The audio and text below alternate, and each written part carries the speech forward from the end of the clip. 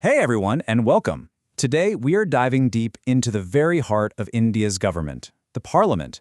We're going to break down exactly how this engine works, the thing that really powers the world's largest democracy. So let's just jump right in. I mean, think about it.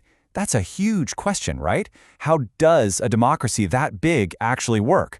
With over 1 billion people, the system has to be, well, incredibly well organized. And the answer? It really lies within the Parliament. By the end of this, I promise you'll have a much clearer picture of how the whole thing fits together.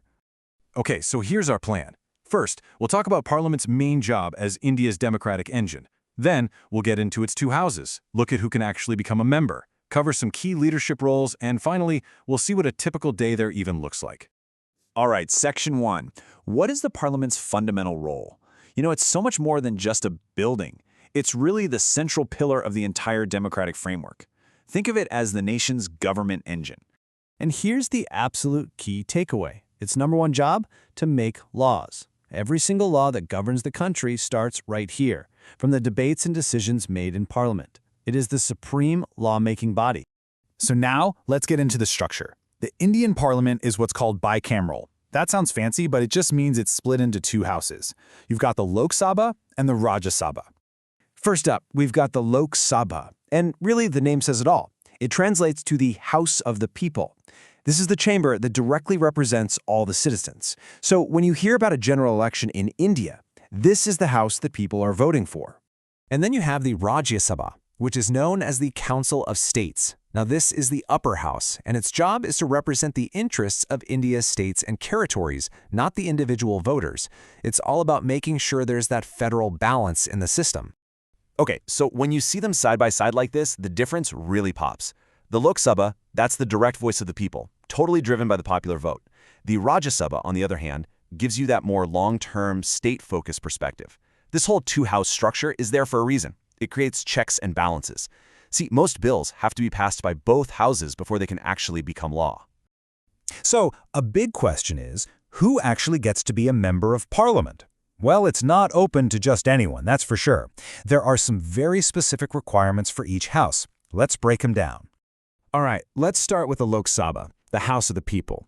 To even be considered, you have to be at least 25 years old. The thinking here is to make sure there's a certain level of maturity, but at the same time, it keeps the door open for younger representatives. But for the Rajya Sabha, the Council of States, that minimum age jumps up to 30.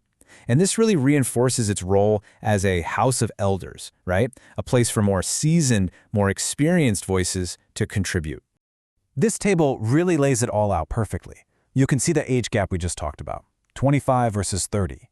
And look at the term lengths. It's 5 years for the Lok Sabha, which makes sense. It's tied to the election cycle. But it's a longer, 6-year term for the Rajya Sabha, and that's to provide more continuity. And maybe the biggest difference is the election method. It's a direct election for the People's House, but for the Council of States, it's indirect or members are nominated. Okay, moving on. It's not just about the members. There are a few key leaders who are absolutely essential for making sure Parliament runs smoothly. So let's talk about who these people are and what their jobs are. Now, there are a lot of leadership positions, but these two give you a really great idea of how things are run.